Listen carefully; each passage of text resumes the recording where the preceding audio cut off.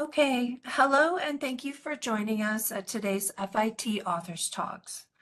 FIT Authors Talks is part of the Love Your Library events series and is an initiative of FIT Library that brings authors from our community to speak about their work.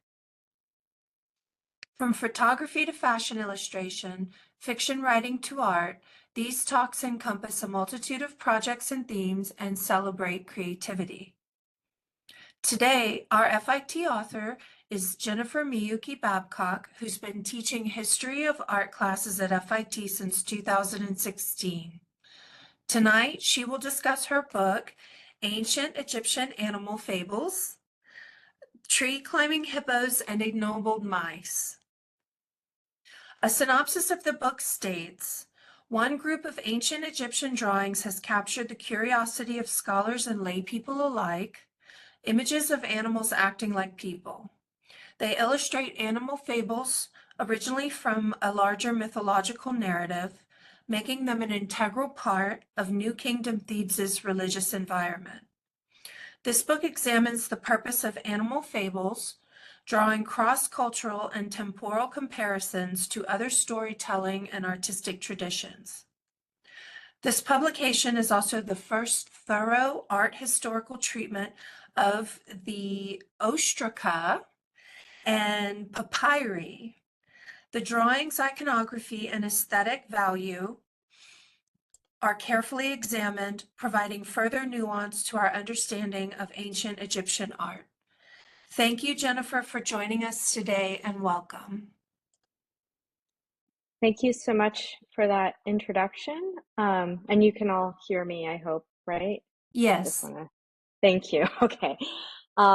So today I'm going to be talking about my book, Ancient Egyptian Animal Fables, which was published in 2022 with Brill Publishing and part of their Culture and History of the Ancient Near East series.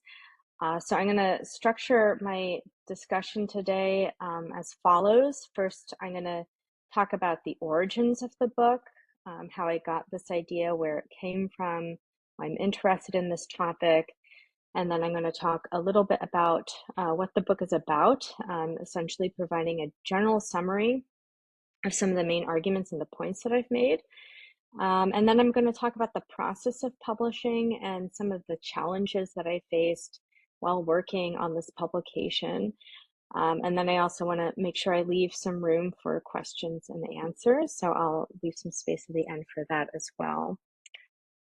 So my book started a long time ago when I was still a graduate student. It developed from my dissertation, which I finished in 2014 and which was advised by the late Dr. David O'Connor. I wrote this while I was at the Institute of Fine Arts at NYU, which many of you may be familiar with. This is a graduate program in art history and archaeology. And so while I was there, I studied ancient Egyptian art history and archaeology. So as you can see from my dissertation title, the manuscript was called Anthropomorphized Animal Imagery on New Kingdom Ostraca and Papyri, Their Artistic and Social Significance. Quite a mouthful. There are certain challenges that come with adapting a dissertation into a book, which is something that I'll get into a bit later. So I want to talk a little bit about how I came to these ostraca and papyri. So for one, I just want to say that, when we think about ancient Egypt, we often think about monumental structures and we think about royal imagery. But I've always been more interested in the opposite of these things, basically. I've been more interested in small objects and personal objects. And I've always wanted to study images that didn't necessarily feel that they were part of the ancient Egyptian royal agenda. And so when I was looking into a dissertation topic, there were a series of objects or set of objects that I continually was drawn to, which are these types of materials. So these are called ostraca. And ostraca is just a generic term that can mean a broken piece of limestone or a broken piece of potsherd. So a very common type of material. Oftentimes when you find ostraca that have been used for drawings or notes, they are no bigger than the size of one's hands. So they are often very personal ostraca. The ones that I'm showing you here, you can see that there are some drawings on them. And so we would call these figured ostraca. And you may tell right away that these are very different types of images than one would expect from a large tomb or a temple setting. They seem to speak a bit more to the individual creativity of the artist, which is something I am fascinated with. I myself have do a little studio art, and I work with a lot of students who work in art and design. So this is something that I find really appealing. Now, I mentioned that these ostraca not only have images, but they also have writing on them. So these ostraca we would call textual ostraca. And it's another illustration of how these materials can have many different purposes. So one way that we can think about these ostraca is that they are a bit like notepads or maybe like sketch paper. So it's material that is often used for things that are quote unquote not official, nothing that is going to be on a huge temple wall or in a royal setting. And they can tell us a lot about the daily life of the ancient Egyptians. So this one is really interesting. It is actually an attendance sheet. It's recording who was at work that day, and it also records who was not at work that day.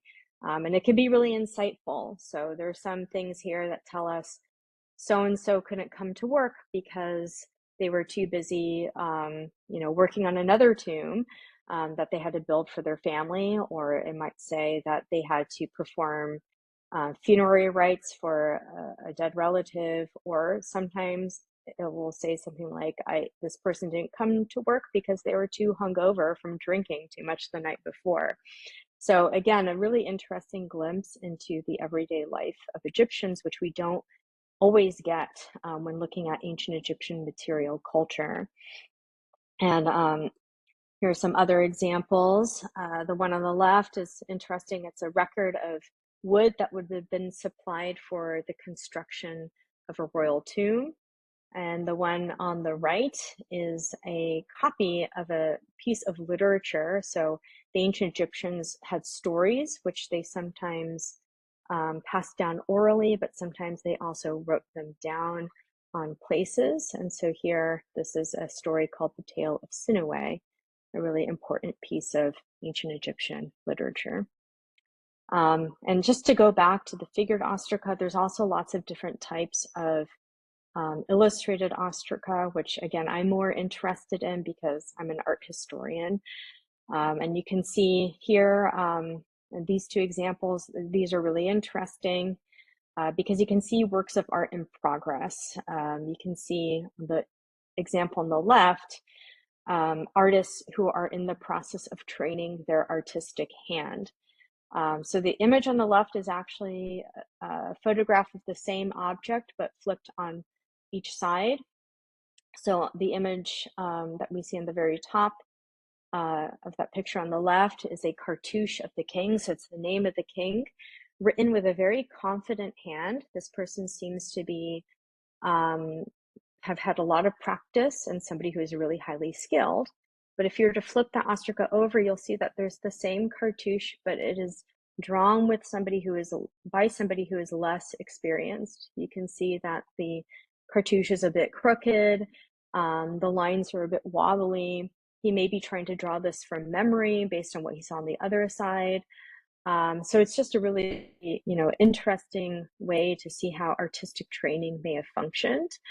On the image on the right, we see somebody is practicing different patterns and designs, which may end up being on a tomb somewhere.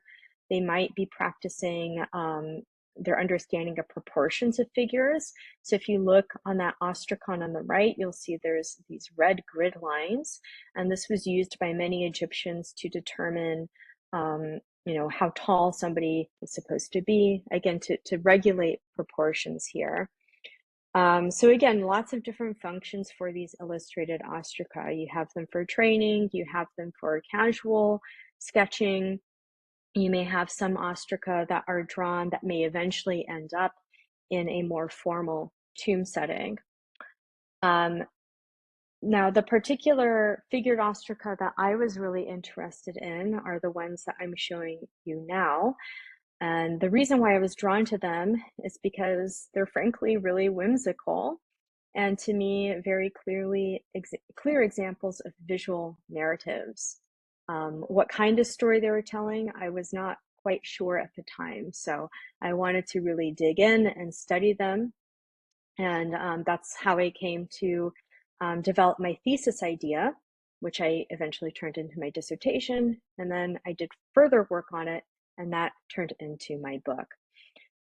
So these types of ostraca, it's always a depiction of anthropomorphized animals, meaning animals who are acting like humans. So they kind of look like cartoons in a way, at least to our eyes. And there's a lot of these types of images.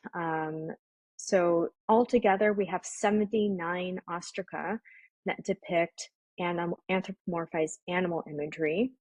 And we also have 4 papyri that depict this imagery as well. One interesting note that I want to bring up is that the bottom 3 papyri that I'm showing you here, the one from the British Museum, the Egyptian Museum in Cairo, and the Egyptian Museum in Turin, were the only papyri that I wrote about in my dissertation thesis. It's because I did not know, in fact, many people did not realize that a museum in Basel, Switzerland also had another papyrus. Just to go to show you that sometimes, even though we've been talking about the Egyptologists have been talking about this corpus of material for a long time, sometimes things slip through the cracks, and we had apparently forgotten about this one papyrus in Basel. So by the time I got to my book, I was able to include it. As you can see in the examples I've shown you so far, I'm also, there's a label for each one, and it tells you exactly where this artwork is today. So you see where these 4 papyri are currently located, and the ostraca are also spread all around the world. This is the current location of all of the ostraca and papyri, and where you can find them today. So you can see that they're everywhere. A lot of them are in Europe. Many are in Egypt, and then we have a few examples here in the United States. And this proved to be, a challenge, and that's something that I'll talk about a bit later, why it was so challenging to have objects spread around so widely. Now, where these were originally from, they're from Egypt, and more specifically, we believe they are from a site in Upper Egypt in the south, from a particular town called Deir el-Medina, which is located in Western Thebes. So I have 2 maps here to help locate you where that is exactly. If you look at the close-up of the map of Western Thebes, you'll see that the town itself is nestled between 2 valleys, the Valley of the Queens and the Valley of the Kings. These locations are where the royal individuals of Egypt, the queens and kings of Egypt, were buried. And the reason why this town is there is because the inhabitants of Deir el-Medina were the ones who were responsible for excavating and decorating these royal tombs. Now, the kings and queens buried in these areas were buried there between dynasties 18 and 20. So you can see that's roughly 1550 BCE to about 1069 BCE. So a pretty short period of time given the entire history of Egypt's pharaonic history. This is a photograph of the town on the left, an aerial photograph. So you can see it's out in the desert, actually quite far away from the Nile, at least by ancient standards. This was one of the reasons why we know so much about this town, actually, and why this town is so valuable to Egyptologists and to people interested in knowing not just about ancient Egyptian culture, but daily life in ancient Egypt. So one of the reasons why it's such a valuable site is because we just don't have a lot of domestic settlements that exist anymore from this ancient time. This has to do with the fact that many ancient towns would have been closer to the Nile, and they would have succumbed to flooding, which would have damaged the settlement. And then, of course, you have the modern day villages of Egypt that are built on top of the ancient towns. But this was far enough into the desert where it was protected. I'm showing you also a plan of Deir Medina where you can see an outline of the village itself. You can see it's protected by this wall. It is also very close to a couple of cemeteries where the inhabitants of Deir Medina were buried. There's also some temples, and then off to the right is the so-called Great Pit. So there was one point in Deir Medina's history where the inhabitants decided that they were tired of going all the way to the Nile to get the water supply. So they were attempted to create their own well. They gave up. They weren't able to reach that water table. So when they gave up, they just turned the Great Pit into a dumpster, essentially, which is very useful for modern archaeologists to go through. You know, what better way to find out about somebody than to go through their trash, essentially. And we found lots of papyri, we found ostraca, we found other materials that gave us a wealth of information as to who these people are. Now, unfortunately, though, some excavators were not always very careful about where these ostraca were found or where these objects were found specifically. So the ostraca that depict anthropomorphized animals, typically we're only assuming that they came from Deir Medina. We don't actually know for sure if they came from Deir Medina. The reason why we assume they're from Deir Medina is because a lot of them are really beautifully illustrated, so they seem to be artists who would have worked on the royal tombs, and also because they're made out of these limestone flakes, which we see are abundant in this part of Thebes.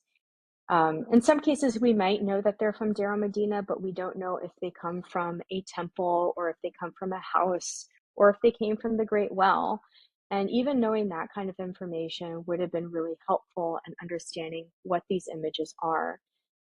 Because for a long time, it was a big mystery. Like, what are these exactly? Are these cartoons? Are they meant to be children's stories? Are they depictions of social satire? Because you have these images of cats serving mice. There's a big question mark here. So like I said, I decided I wanted to try to figure out the mystery behind these. And the first thing I did was look at all of the images together, and I studied them very carefully, their style and also their subject matter. And one of the things I did was I categorized these images into different sections. So I have 9 different categories here, and I'm going to explain and show you some examples of images that encapsulate each category. So the first category, the boy, the cat, and the mouse, is seen in 3 ostraca examples that come from that are now in very different places. The one at the top is from the Institute for the Study of Ancient Cultures, which used to be known as the Oriental Institute in Chicago. The one in the middle, Medelhavsmuseet, is from Stockholm. And then we have the one at the bottom from the Egyptian Museum in Cairo. So as you can see, it was difficult to get to all of these in person, but I did it. I was able to go and see these 3 in person eventually. So it forms its own category because each of these ostraca have the same set of characters and they're doing similar things. Where you have a boy and a cat and a mouse, and they're in the process of beating each other with sticks. And they seem to be arranged in a sort of sequential narrative.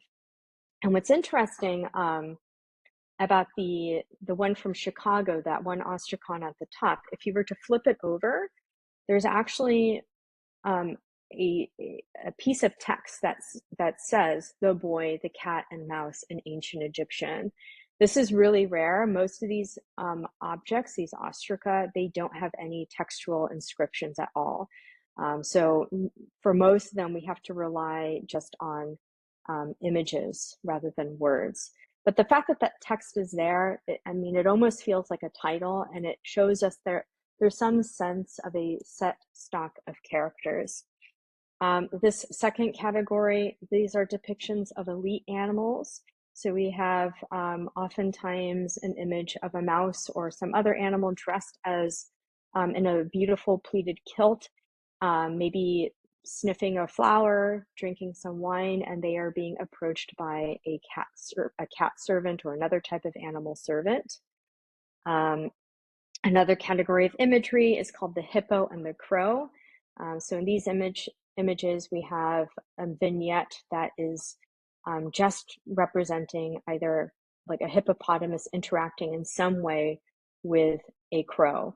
The image on the right, which I never was able to get a photograph of, so I have this illustration instead, shows a hippo sort of floating somewhere, and there are these loops that you see. Those loops actually represent fig plants or fig fruits. So this is a fig tree that it's sitting in.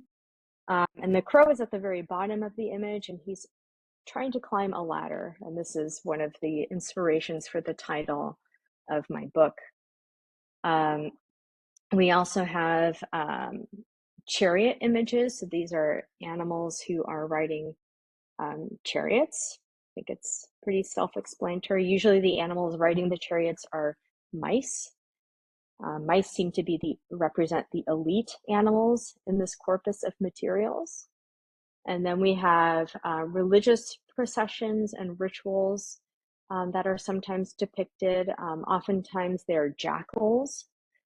So on the example on the left, I'm showing you some jackals that are carrying a carrying chair. And on the top of that carrying chair is a deified being, interpreted as a miniature mouse.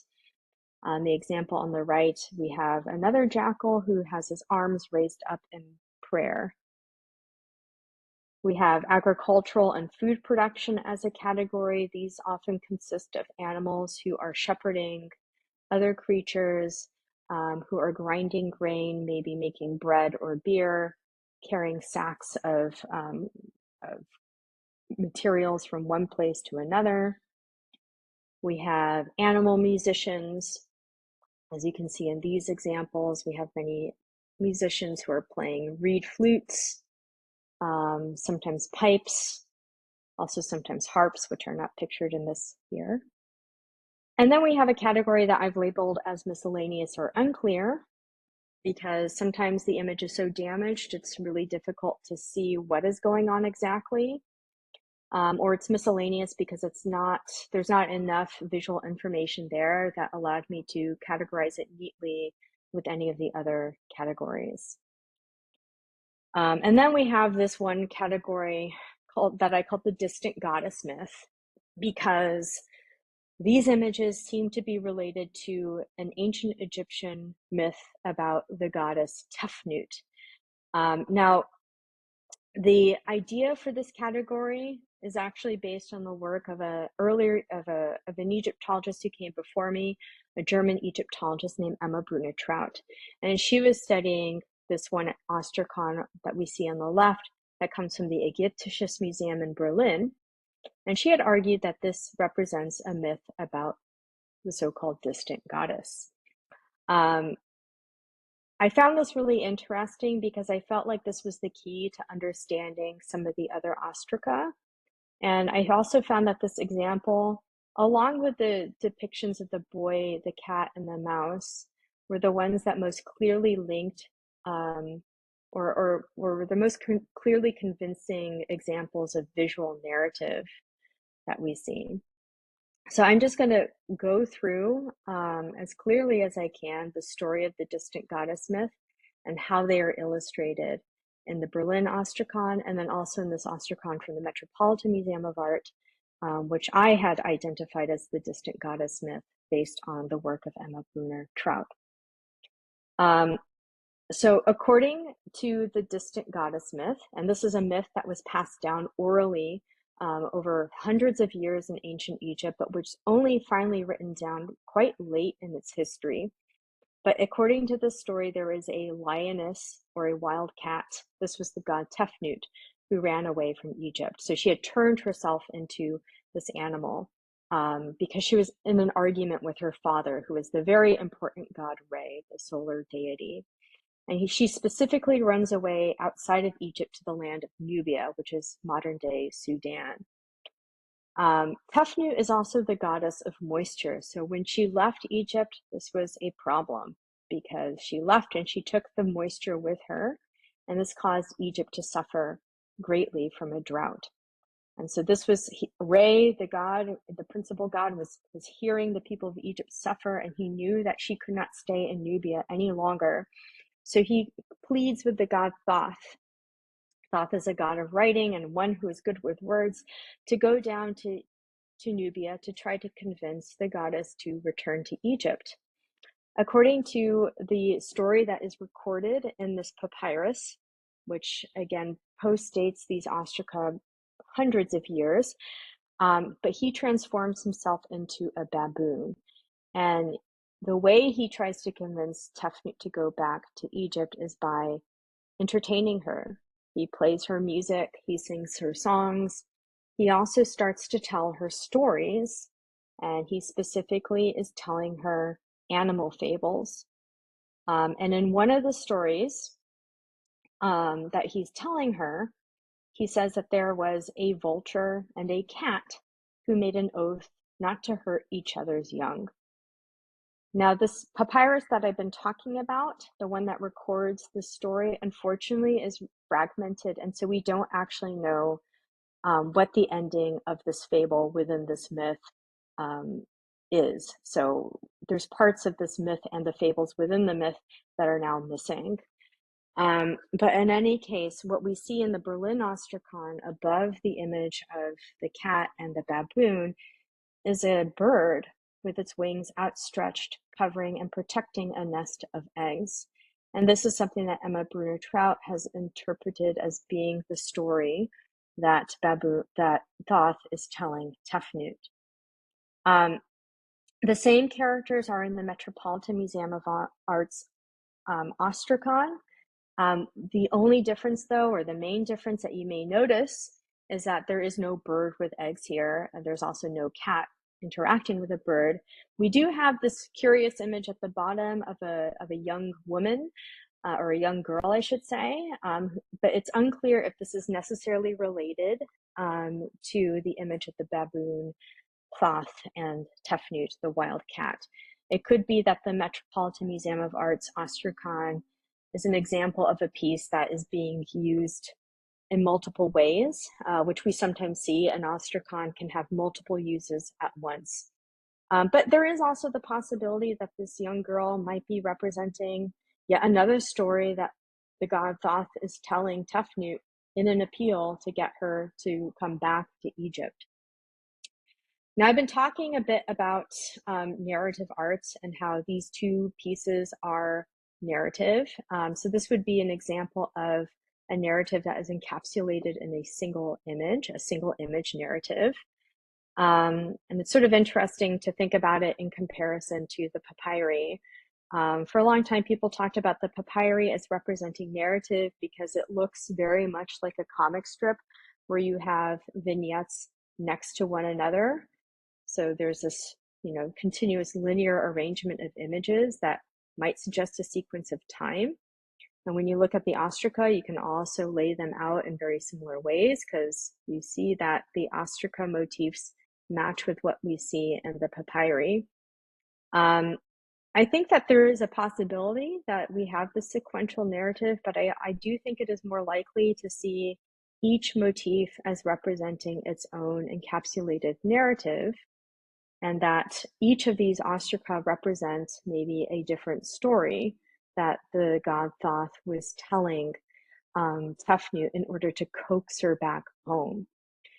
So I think that these other ostraca, such as these ones, are essentially beast fables or animal fables. fables that predate Aesop. I know that everyone thinks of Aesop in ancient Greece as the origins of these fables, but I am arguing that these came before that, and it's possible that these were also influenced by fables that we see in ancient Babylon as well, and that's something that I get into a little bit more detail in my book.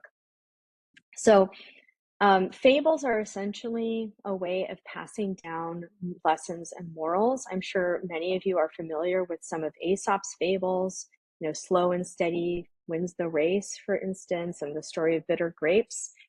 And this was true of, and seems to be almost universally true. And so I have argued in my book that these fables were coded ways to convince the goddess that her return to Egypt was the necessary and best thing for her to do. You'll notice in these examples, and these images, by the way, of cats serving elite mice, these are the most, these make up the majority of the ostraca images. And I would imagine that in the story that Thoth is telling Tefnut, that she would have balked at the idea of having to serve her natural prey, essentially. So in talking about this topsy-turvy world where predator serves prey, cat serves mice, you know, he's maybe appealing to her, well, maybe you should go back and put things into order. And this trope is not unheard of. We look at ancient Egyptian literature where they also talk about topsy-turvy worlds. There are these role reversals. So these are two quotes that come from different stories that are recorded on ostraca and also in papyri. You'll see that essentially we have the poor that become rich and the rich become poor, which out of context, this may seem great, especially if you're poor, right? But when you read the entire story in whole, it's very clear that no one's actually benefiting from this. So the message is really propagandistic, because at the end of these stories, what we see is that the king restores order to the land, and then everything goes back to where it is.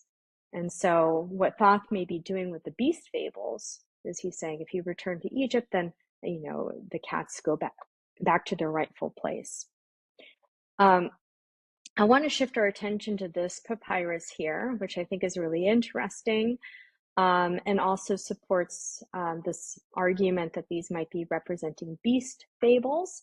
And this papyrus also made me think about the beast fables as functioning within the religious environment of Thebes specifically.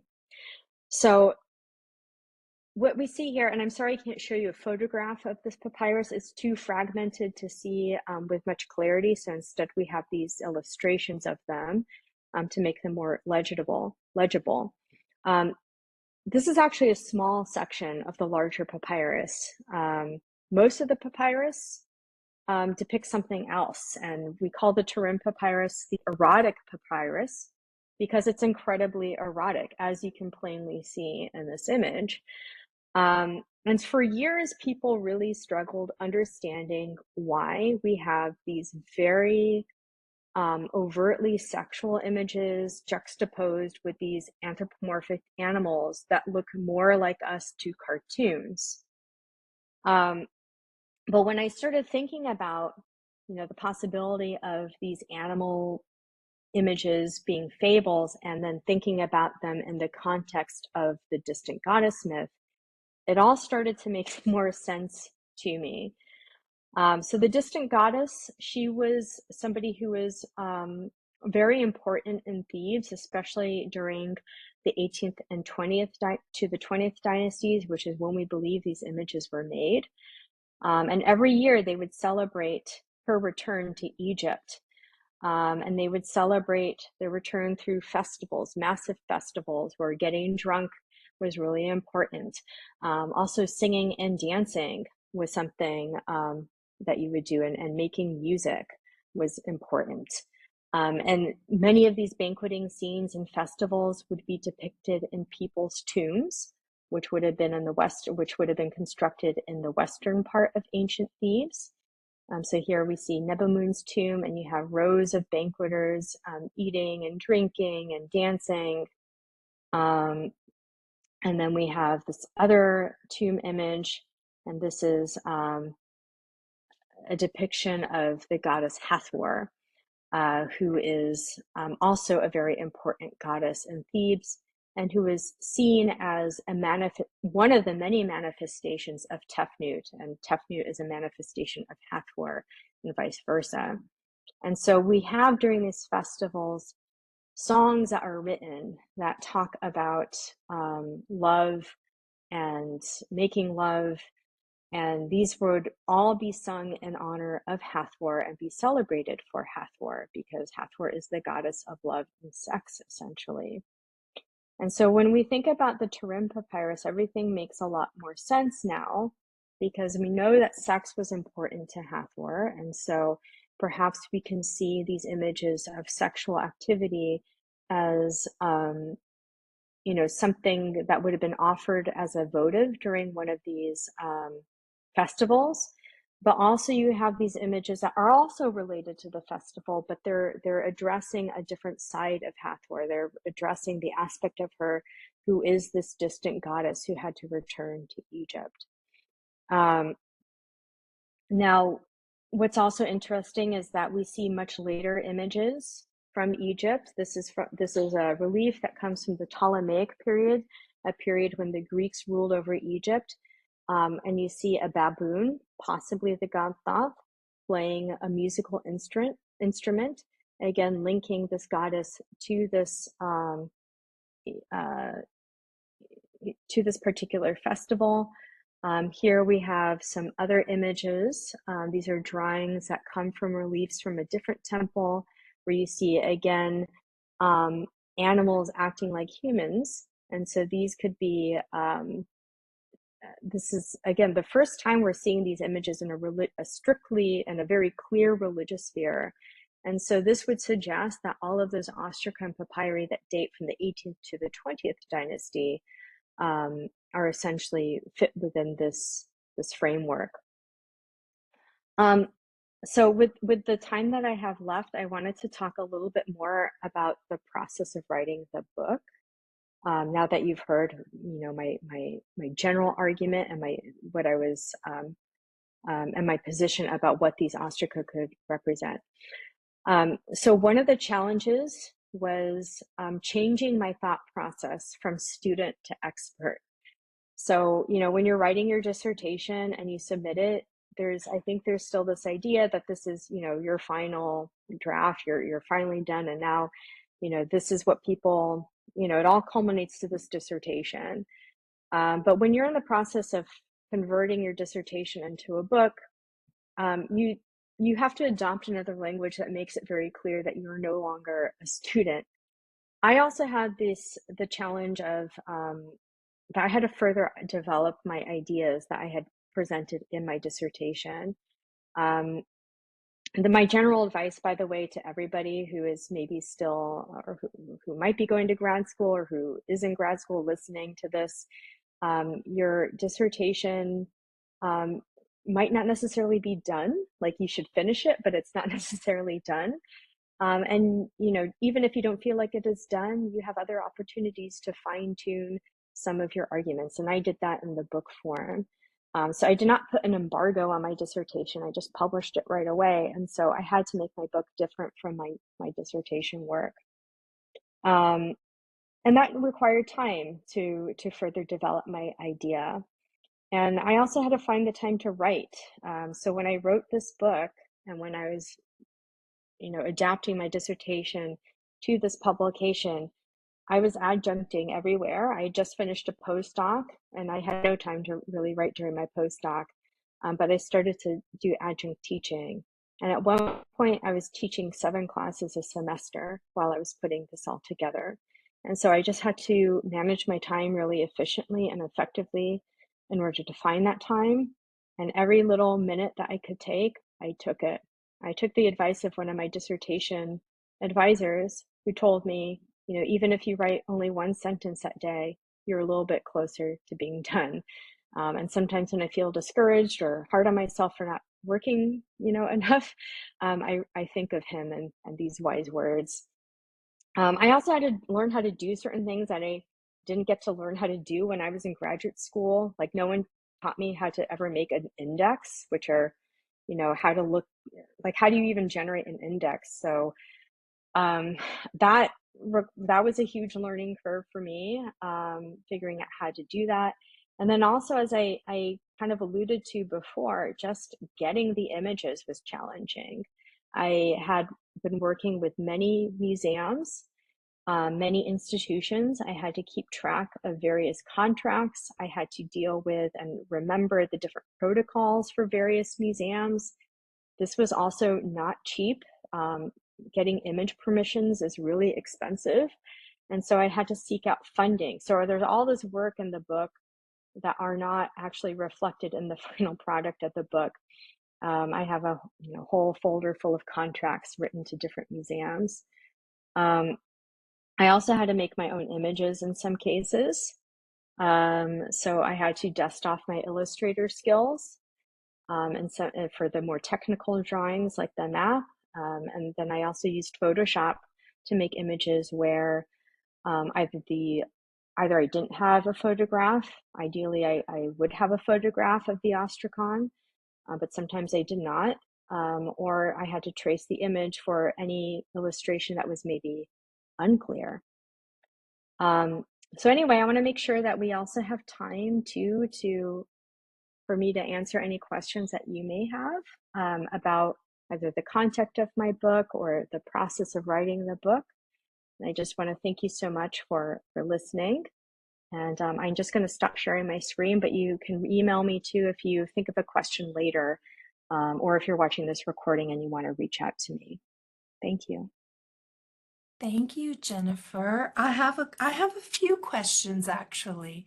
I went through your book and I I was really interested in your research process and what happened along the way. And I was wondering, do you have or was there a favorite museum that you visited while researching this topic? One that you went Yeah, back to most, or one that was the most helpful, or that's a good question. I think, I mean, in terms of practicality, I went to see the Brooklyn Museum's Ostracon the most, but it wasn't the most useful museum for me necessarily because they only have this one Ostracon in their collection. Um, so I would say my favorite museum that I went to when I was collecting all this information at first was going to the Louvre. The Louvre itself has a really big collection, but also when I was doing the research for my dissertation, which eventually became a book, they happened to have an exhibition open at the time that was called I don't know how to say it in English, but I guess it's like the contours of drawing, and it was about the illustrators and just artists and painters of Egypt. And they happened to have most of the ostraca there that I needed to see. A lot of them from Turin, which I was going to go to anyway on that same research trip, but it was kind of nice to see them in the context of this exhibition that was about painters specifically. But I did go back to Paris a number of times. Everyone I worked with at the Louvre was incredibly lovely. It helped that I'm conversational in French, though. I think that endeared me to them a little bit more. And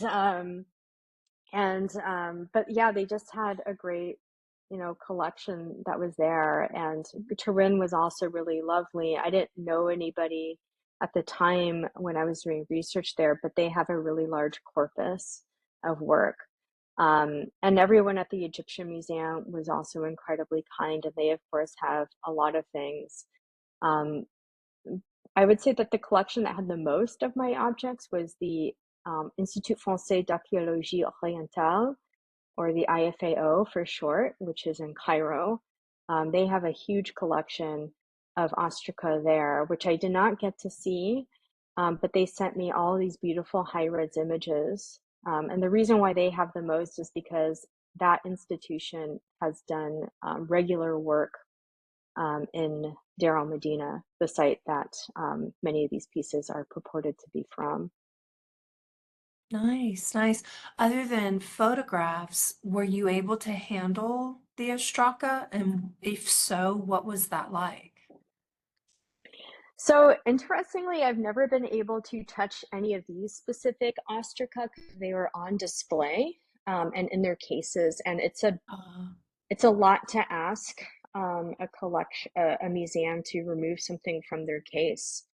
Um, if it were in storage, I could handle it, but I have handled other ostraca before, and they are flat and they're things that you can easily hold. And so you can imagine these would make perfect votive offerings. You can just pick up a piece of ostraca, draw on it, leave it on an altar if you wanted to.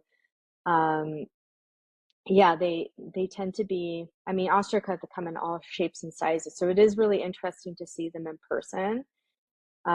Because we're seeing when all the images I'm showing you, you're seeing the illustrated side. You have no idea the sort of glacier that's underneath, like the three-dimensionality that you mhm. see when you flip it over.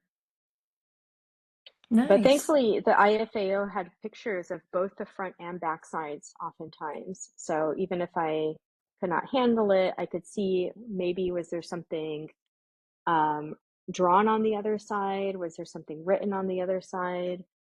Mm, As I said, there's actually only two examples of anthropomorphic animal ostraca that have writing. One is that example from Chicago. Another one is from the Louvre, which I did not show a picture of that one in this talk, but it is in my book because all of the ostraca are in there. Um, and that writing is actually on the front part. And there's two examples where there's actually drawings on the other side. But most of it is just drawings on one side and it's plain on the other side. okay. Were there any surprises or notable, unusual things you learned during your research about the ostraca, or the different papyri, about what these stories may be? I know you discussed the very interesting papyrus of uh, Horeth, the goddess of Hathor. Hathor. Sorry, I got that Hmm. Hmm. backwards. Hathor. Was there any other specimens or any other things that were a little surprising or a little different or? I mean, making the connection between these myths and the fables and Hathor and that specific papyrus was probably the most enlightening aha moment. It was so special. I mean, and then it just made so much sense. Like, I remember taking a class and talking to my advisor, Dr. O'Connor, about the papyrus and just being really stumped about why they were together. So, I mean, I think that still remains as one of the most shocking revelations to me. That also just seems so obvious, like after, I made that realization. Um, but let me think. Well, there was one ostracon that I had found at the Louvre. Again, not the one that it's not one that I showed you all, but it shows a cat seated in a elite position, talking to another cat, and that was also a very important ostracon for me because it sort of threw the argument that these were social, like satirical images out the window for me in a way, because this was clearly not an example of that role reversal. And then when Mm. you look at some of the literature that people have written about it, there's one reconstruction of the story, which is that um, there was a mouse and cat war, and mice got to rule for a while, but then cats were eventually back in their rightful place. And, this again is coming from a much later text, but this earlier image sort of seemed to suggest that that was also what was still going on. Was that a lot like the myths that the poor will inherit the wealth and then the wealthy Yeah, become? that Yeah, that's what I'm arguing. Like, I'm Mhm. arguing that those cat and mice imagery in particular is sort of, this is just another way of representing that trope. Okay. Um, let's see. What do you have a favorite illustration or fable? Mm. Um, I don't know if I can speak to fables because, unfortunately, we don't really have a fully reconstructed animal fable other than we have partially reconstructed ones, and then we have some where we're just making assumptions about what the fable can be about.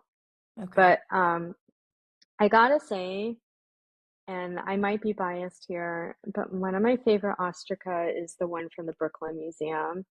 I just find the line work really beautiful and very simplistic. And even though it's not colored or really fancy or anything, I just really love that one. There's also some really nice ones that are in Brussels. So there's this one from Brussels where there's a cat sniffing a rose or a flower, a lotus flower, and there's like a duck sitting on the table. I think that one's also really nice too. Nice, But nice. yeah. So you talked about how you found the time to write while you were teaching 7 classes in a semester. Was that in a semester or in a year? Oh no, it wasn't in a semester at all. Oh my I've gosh, taught because I've taught, yeah, no, there's no way that would have happened. So for better or for worse, I've taught 7 classes a semester for a couple of years. So it was a long marathon. Um, and yeah, it took me, let's see, I think I got the book contract in, here's the other thing that made it hard. I got the book contract in early 2020. And so we also know what happened in 2020. yeah, And yeah. and and then they asked me, well, when do you think you'll have a final draft? I said, I don't know how, and I didn't know how any of this really worked. I said, I don't know if this is too much, but can I have a year to like submit this extra chapter? Because I told them, it was just going to be really hard because I did not know what the deal was going to be with libraries.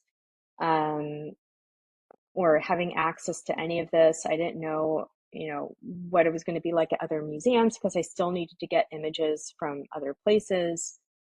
So it did take me a while. And then, once you send it out to them, they get the manuscript and then they have to read it. And they have this was a publication that's academic. So in academic publications, there has to be a double blind peer review, and which means that when I send it out, I have a group of reviewers who are my colleagues, but I don't know who they are. They read the manuscript and they decide if it should be published or not. So there's still always the chance, that they could decide not to publish the book. But they also send back comments like what I could do to edit the book so that it is up to like the standards of the Egyptological community, basically. And so, that also added another chunk of time. So it took about a couple of years getting from signing the initial contract to actually having the book printed and in my Hmm. hands, which came on my birthday, by the way, and that was Oh, that's cool. awesome. Yeah. Let's see, It was a good birthday present. we have a message in the chat. Let me see if I can get to it. Hmm. Anyone who has a message, you're welcome to send it through the chat, or not a message, a question. Matthew asks, what was the process of learning how to interpret the different images and symbols? Um, that's so the process was long, and I can't say that it's hard to define when I started doing that. I mean, I think it starts when I first started taking art history classes, learning how to look at an image and study it very carefully. So you could make the argument that I started doing that when I first took AP art history when I was in high school, when I went to college, um, and being able to find patterns in images, and then understanding how you do a stylistic analysis. And then, going to graduate school, you just hone those characteristics, but then you also learn to bring in other types of materials like, for Egyptology, it's also not just about art history, but we're also looking at texts. We're also looking at archaeology and that material. We're thinking about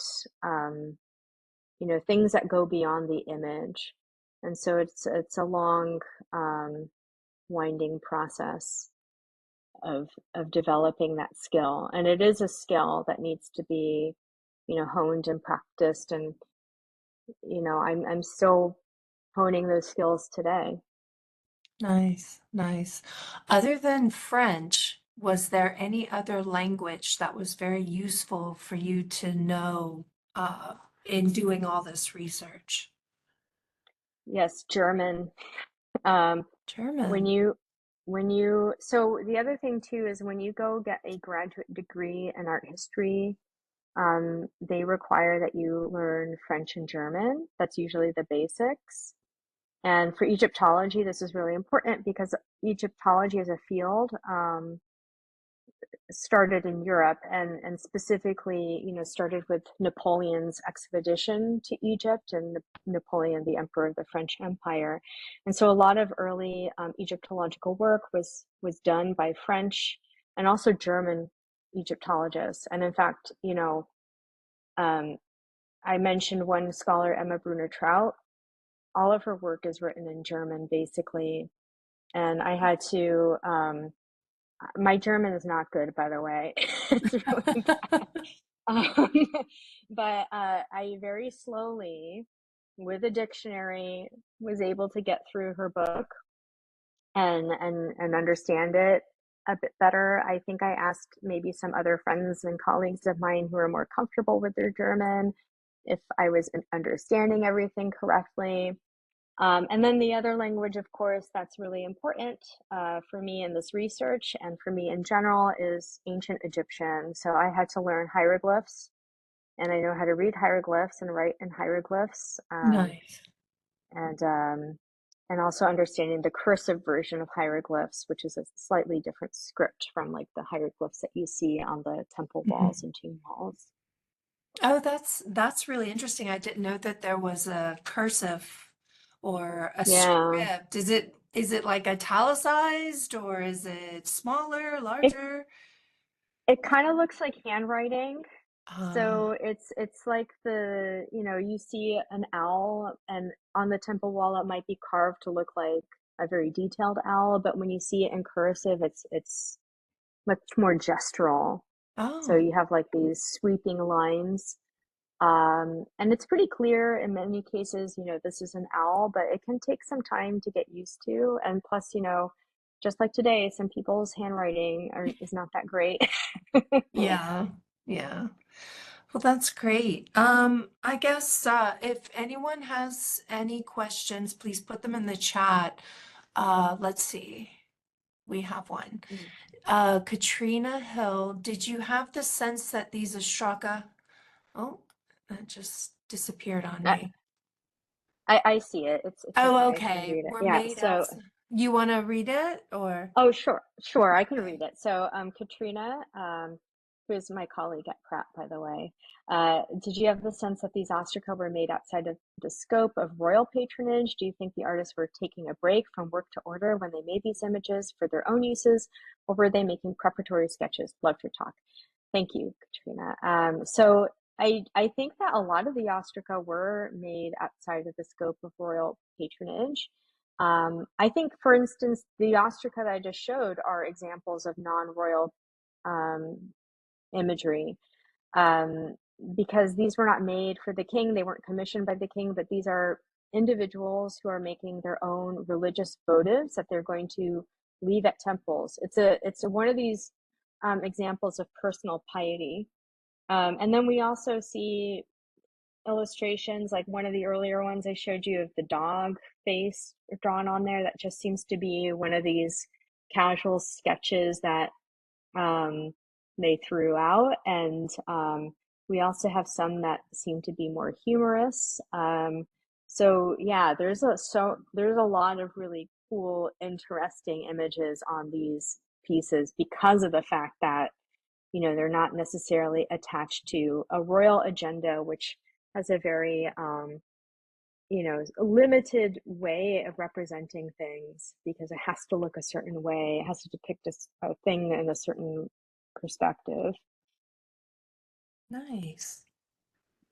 Are there any further questions? Does anyone have anything?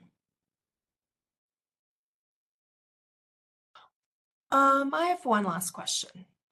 What Okay. would you say is your biggest takeaway from transitioning from a dissertation to a book work to that? What types of um, qualities are needed to undergo that transformation and to keep up at it like you did so that it can become something realized?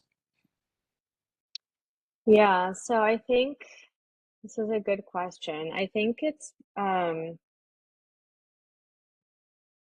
I guess I don't quite know how to answer it, but I think that the whole transition of moving from student to professional is really difficult to for people to make. Um, it's very, strange after being a student for so long to suddenly be seen as a peer. I think there's a lot of imposter syndrome that goes with it. Um, I think, even just as a student, you already have some kind of imposter syndrome where you don't feel like you're good enough. When I'm writing this book, I'm like, why am I all of a sudden the specialist? It's very hard to see yourself as the specialist of a topic. It's still sometimes hard for me to see myself as somebody who knows a thing. Sometimes I think I don't know anything. But so I think that is really hard. And I think what keeps you going and what keeps you forward is just going forward, is just a sense of um, having a good network of colleagues. I don't know what I would do if I did not have some treasured colleagues in my sphere who I consider also to be my friends, who are there to encourage you and to listen to you and to also give you honest feedback about things. I think that is really important too.